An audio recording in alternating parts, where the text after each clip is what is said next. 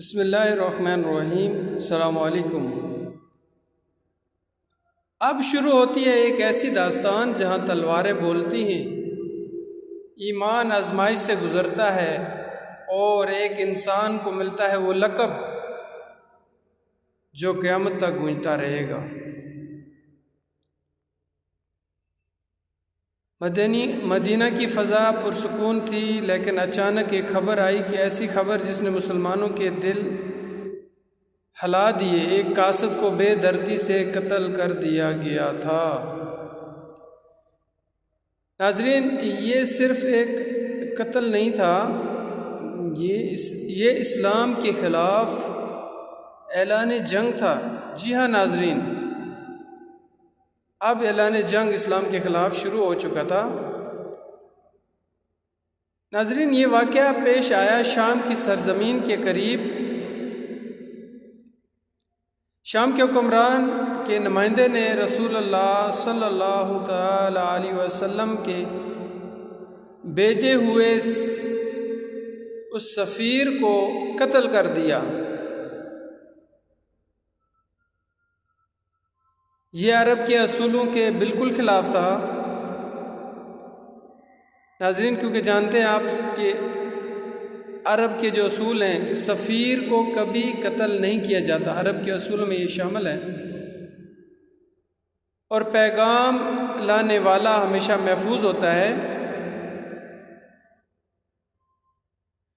اور یہ اتنا بڑا ظلم ہو گیا تھا جو اب برداشت نہیں کیا جاتا تھا۔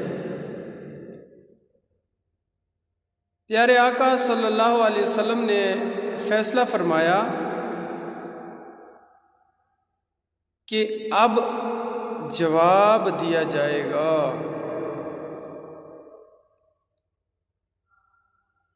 آپ صلی اللہ تعالی علیہ وآلہ وسلم نے 3000 صحابہ کا لشکر تیار فرمایا اور کمانڈرز مقرر کیے۔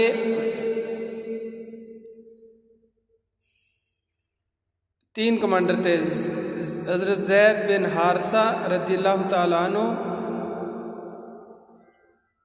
اور حضرت جعفر بن ابی طالب رضی اللہ تعالیٰ عنہ، اور حضرت عبداللہ بن رواحہ رضی اللہ تعالیٰ عنہ۔ کمانڈر مقرر کر کے آپ نے فرمایا اگر آپ میں سے ایک شہید ہو جائے تو پھر اس کے بعد ان تینوں میں سے دوسرا کمان سنبھال لے، اور جب دوسرا بھی ہو جائے تو پھر تیسرا۔ آخرکار مدینے سے لشکر روانہ ہوتا ہے۔ فضا میں نعرے گونج رہے تھے، ہر طرف جو ہے وہ اللہ اکبر کی صدائیں بلند ہو رہی تھی۔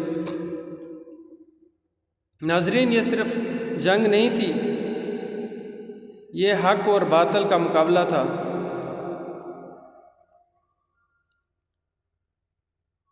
جب مسلمان موتا کے مقام پر پہنچے تو کیا دیکھا، تو ایک حیران کن حقیقت سامنے آئی کہ دشمن کی جو فوج ہے وہ 1 لاکھ سے زائد تھی۔ رومی سلطنت اور عرب قبائل کا اتحاد، ایک طرف 3000 مسلمان اور دوسری طرف لاکھوں کا لشکر۔ بظاہر تو یہ ناممکن لگ رہا تھا،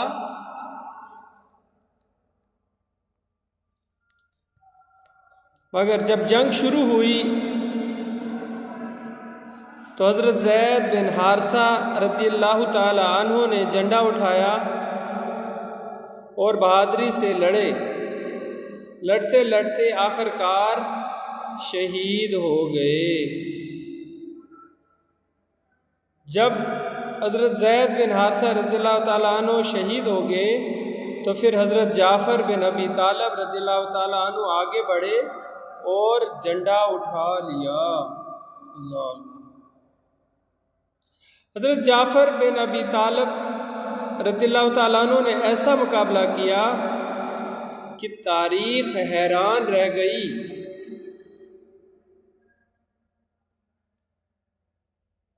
ایک ہاتھ کٹ گیا تو دوسرے سے جھنڈا پکڑا، اور جب دوسرا ہاتھ بھی کٹا تو پھر کیا ہوا ناظرین؟ تو جسم سے تھام لیا، یعنی جھنڈا جو ہے وہ جسم سے تھام لیا۔ اپنی یہ کوششیں کرتے کرتے آخر کار وہ بھی شہید ہو گئے۔ انا للہ و انا الیہ راجعون۔ ناظرین، اب یہ دونوں کمانڈر شہید ہو گئے۔ پھر حضرت عبداللہ بن رواح رضی اللہ تعالیٰ عنہ آگے بڑھے اور جھنڈا اٹھا لیا۔ حضرت عبداللہ بن رواح بھی لڑتے لڑتے لڑتے آخر کار وہ عبداللہ بن رواح بھی رضی اللہ تعالیٰ عنہ بھی شہید ہو گئے۔ ناظرین، اب لشکر جو ہے وہ بغیر کمانڈر کے تھا، یعنی کمانڈ کرنے والا کوئی نہیں تھا۔ لشکر یعنی کمانڈر کے بغیر، ہر طرف دشمن اور ہر طرف خطرہ، یعنی چاروں طرف سے خطرہ تھا اور چاروں طرف سے دشمن تھی۔ اور یہ وہ لمحہ تھا ناظرین کہ جہاں ایسا لگ رہا تھا کہ شکست جو ہے وہ یقینی ہے، یعنی 100% اب شکست ہی ہونی ہے، کیونکہ ہر طرف دشمن ہے اور دشمن نے گھیرا ہوا ہے، گھیرا تنگ کیا، اور ہر طرف جو ہے وہ خطرے کے آثار منڈلا رہے تھے۔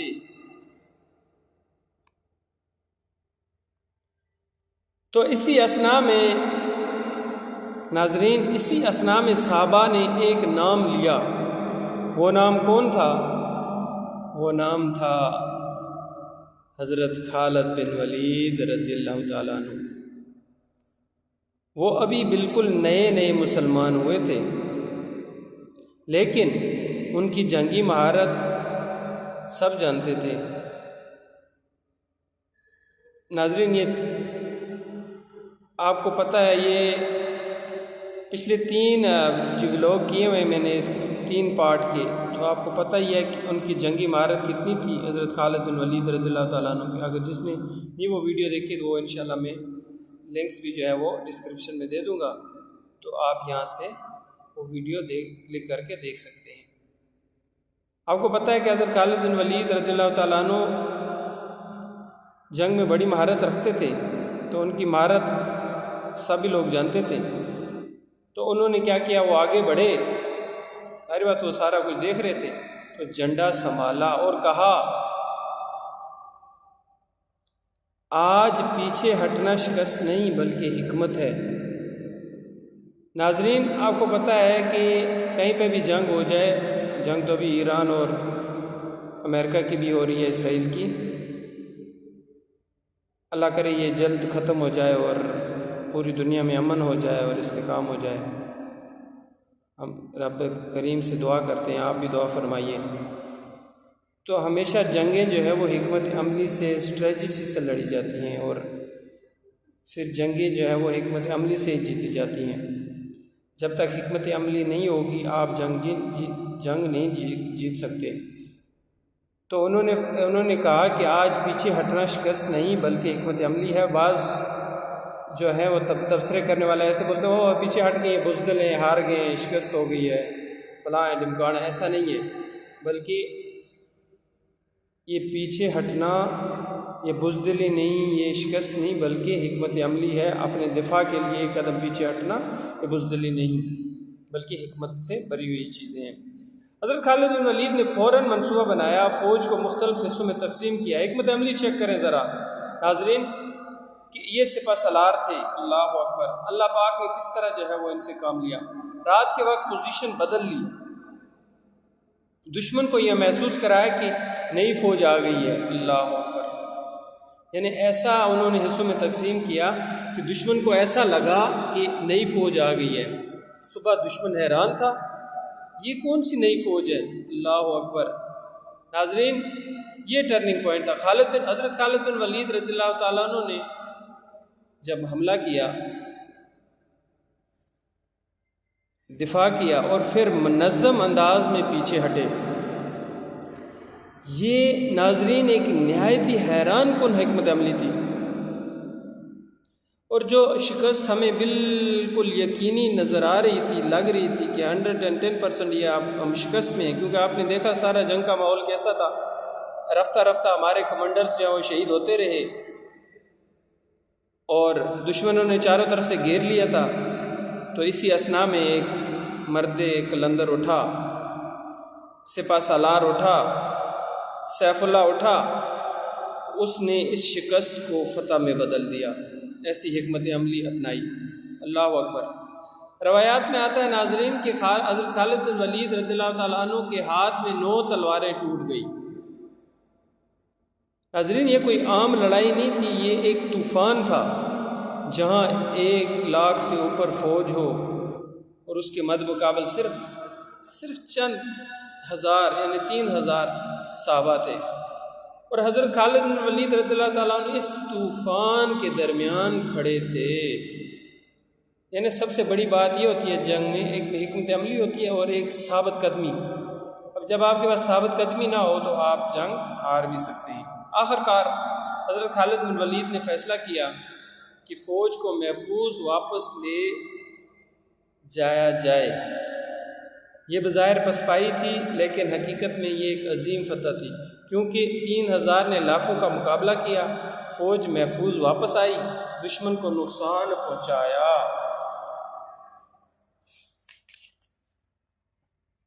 ناظرین، مدینے میں حضرت محمد صلی اللہ علیہ وسلم صحابہ رضی اللہ تعالی عنہم کو خبر سنا رہے تھے کہ آپ صلی اللہ تعالیٰ علیہ وسلم نے فرمایا کہ زید شہید ہو گئے، پھر جعفر بھی شہید ہو گئے، پھر عبداللہ بھی۔ صحابہ رو رہے تھے، لیکن پھر رسول اللہ صلی اللہ تعالیٰ علیہ وسلم نے فرمایا، پھر جھنڈا اللہ کی تلواروں میں سے ایک تلوار نے سنبھال لیا۔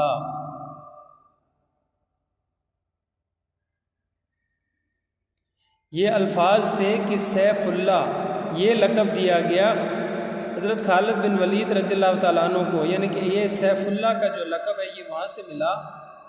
سوچیں ذرا ناظرین کہ ایک شخص کل تک دشمن تھا اسلام کا، اور آج اسلام کا محافظ بنا ہوا ہے۔ اللہ اکبر۔ اور اسے رسول اللہ صلی اللہ علیہ وسلم نے لقب دیا اللہ کی تلوار، یعنی سیف اللہ، اللہ کی تلوار۔ ناظرین، یہ صرف ایک جنگ نہیں تھی، یہ اعلان تھا اب اسلام کے پاس ایک ایسا جرنیل آ گیا تھا جسے دنیا کبھی شکست نہیں دے سکے گی۔ ناظرین، یہ تھی غزوہ موتا کی داستان، جہاں شہادت ہے، بہادری ہے اور حکمت عملی، اور ایک ایسا لمحہ ہے جو تاریخ میں ہمیشہ زندہ رہے گا، یعنی سیف اللہ۔ اگلا حصہ اور بھی زیادہ زبردست ہے، تو اگلے ویڈیو کے لیے اگر آپ نے چینل سبسکرائب نہیں کیا تو نیکی کی دعوت آپ چینل سبسکرائب بھی کر دیں، اگر ویڈیو پسند آئے اس کو شیئر بھی کر دیں، لائک بھی کر دیں اور کمنٹ بھی کر دیں۔ جزاک اللہ خیرہ۔ ملتے ہیں اگلی ویڈیو میں، تب تک کے لیے اللہ حافظ و ناصر۔